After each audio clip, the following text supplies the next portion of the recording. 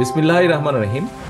আজকের এই কর্মশালায় উপস্থিত যশোর, নড়াইল এবং ঝিনাইদহ জেলা থেকে আগত বিএনপি সহ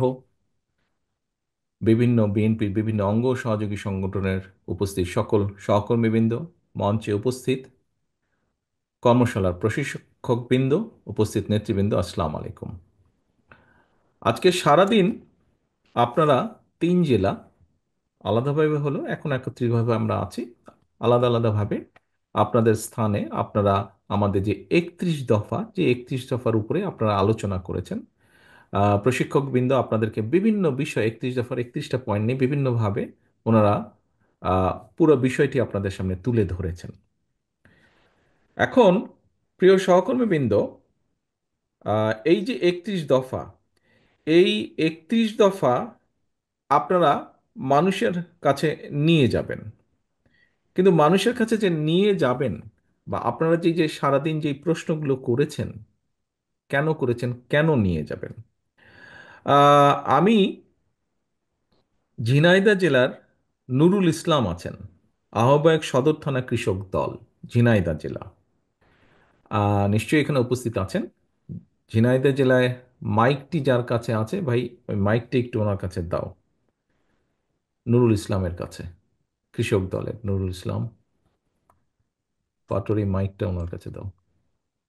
ক্যামেরা যাই আছেন একটু ফোকাস আসসালামু দিয়ে। আলাইকুম। ওয়ালাইকুম আসসালাম, জি ভালো আছেন? জি, আলহামদুলিল্লাহ। আপনি একটু আমাকে বলবেন, এই যে আপনারা সারাদিন এখানে সময় দিলেন, পরিশ্রম করলেন, এই যে বসে থেকে শুনলেন, এটাও তো পরিশ্রম একটা। অর্থ ব্যয় করে এখানে এসছেন, সকালবেলায় বাসে ট্রেনে যেভাবেই এসছেন, তো দরকার কি ছিল এটার? এই 31 দফার কি দরকার ছিল? আপনার এক এক থেকে 2 মিনিটের মধ্যে একটু আমাকে বলেন তো, সবাই আমরা শুনি কি দরকার ছিল, আজকের এই কর্মশালা করার প্রয়োজন ছিল কি কোনো? স্যার, আগামী দিনে আমাদের রাষ্ট্রনায়ক আপনি। রাষ্ট্র ক্ষমতায় আসার জন্য সারা বাংলাদেশের মানুষ যাতে সুখী শান্তিতে থাকতে পারে, পলিয়ে যাওয়া হাসিনার সরকার দেশের উপরে যে অত্যাচার করেছে সেই অত্যাচারকে আমরা পিছনে ফেলে নতুন বাংলাদেশ গড়ার লক্ষ্যে আমরা এই 31 দফা মানুষের দ্বারে দ্বারে নিয়ে যাব। আর আমাদের এই যদি আমরা এই 31 দফা বাস্তবায়ন করতে পারি, তাহলে বাংলাদেশ সুখী সমৃদ্ধশালী একটা দেশ হিসেবে উঠে আসতে পারবে।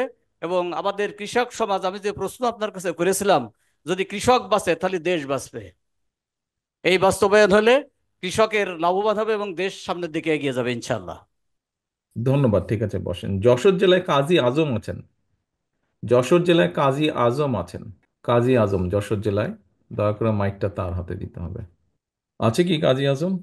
আসসালামু আলাইকুম। জি, সালাম আলাইকুম। আচ্ছা, আমরা আহ, আমাদের নূর ইসলামের কাছে শুনলাম, উনি বললেন যে আমরা যেগুলা করেছি এগুলা মানুষের কাছে নিয়ে যাব, এরকম ভাবে উনি বলেছেন 31 দফা। তো তাহলে তো আমরা কেন্দ্র থেকে আপনাদেরকে লিফলেট পাঠিয়ে দিলেই হতো, বা এরকম বই আরো বেশি কিছু দিয়ে দিলেই হতো, কিন্তু সারাদিন ব্যাপী কর্মশালা করার প্রয়োজনটা কি তাহলে? ধন্যবাদ মাননীয় নেতা। আসলে আজকে 31 দফা যেটা আমাদের রাষ্ট্র নির্মাণের বিষয় রয়েছে, রাষ্ট্র কাঠামো সংস্কারের ব্যাপারে রয়েছে, সেটার মধ্যে 2, 14, 15, 16, 17, 18, 23, 24, 25, 26, 27, 29 এবং 31, এখানে আমাদের সামাজিক নিরাপত্তা বেষ্টনীকে কিভাবে সমৃদ্ধ করা যায় তার দিক নির্দেশনা রয়েছে। আমরা সমস্ত কর্মসূচি নিয়েই সকলের কাছে যেতে পারবো না এবং যাওয়ার প্রয়োজনও নেই, কারণ যার যেটা প্রয়োজন সেটা আমাদের প্রশিক্ষকরা শিখিয়েছেন। যে মানুষটার যেটা প্রয়োজন সেটাই তাকে জানানোর দরকার। যশোর জেলার বাস্তবতা আমার মনে হয়েছে এই 13টি দফা, আপনি 31টি আমার দফা। আমার প্রশ্নটি বুঝতে পারেননি আপনি। আমার যেটা হচ্ছে, আপনার এই যেই নাম্বারগুলো আপনি বললেন, যেই দফাগুলো বললেন, আপনার আমরা তো কেন্দ্র থেকে লিফলেট পাঠিয়ে দিলেই হতো। এইটা আপনারা এইটা অলরেডি আমরা আমাদের নেতা অনিন্দ ইসলাম অমিতের নেতৃত্বে বিভিন্ন জায়গায় আমরা সমাবেশ করছি, আলোচনা করছি, উঠান বৈঠক করছি এবং নারী সমাবেশ করছি, আপনারা সেখানে এই করছেন, সেটা তো পৌঁছায় দিই। আপনারা করছেন, কিন্তু সেটা আপনারা করছেন, সেটা আহ্বায়ক সাহেব উনিও বলেছেন ওনার বক্তব্যে আপনারা করছেন, কিন্তু বিষয়টা হচ্ছে এই অনুষ্ঠানটি আজকে করার কি প্রয়োজন ছিল? আপনি তো করছেনই আপনার ওয়ার্ডে ওয়ার্ডেতে, আজকের এই অনুষ্ঠানটা করার কোনো দরকার ছিল কি? অবশ্যই ছিল। ছিল এ কারণে যে আমরা এই মেসেজটা কিভাবে পৌঁছাতে পারি তার কর্মকৌশলটা আসলে আমাদের এখানে সবচেয়ে উপযুক্তভাবে শেখানো হয়েছে এবং বাহ। সেই কর্মকৌশলগুলো এখানে নির্ধারণ করা হয়েছে। এবং আচ্ছা, এটা একটা প্রেসক্রাইব ফর্মুলা হবে যেটা আমরা সব জায়গায় একই ভাষায় একইভাবে আমরা ছড়িয়ে দিতে পারবো। আচ্ছা, ধন্যবাদ, বসেন। ওহিদুজ্জামান নীলু, সাধারণ সম্পাদক, কালিয়া উপজেলা। ওহিদুজ্জামান নীলু, কালিয়া উপজেলার সাধারণ সম্পাদক। জি, নীলু, আপনি একটা প্রশ্ন করেছিলেন, আবার আপনার কাছেই ফিরে আসলাম।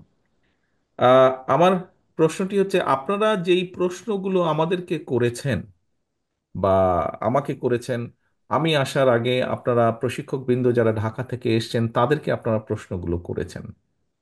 তো এখন আমার কথা হচ্ছে যে এই প্রশ্নগুলো কি শুধুমাত্র আপনাদেরই প্রশ্ন, না আপনারা এই প্রশ্নগুলো কারো কাছ থেকে জেনেছেন, কারো জিজ্ঞাসার মাধ্যমে আপনারা এই প্রশ্নগুলো করেছেন?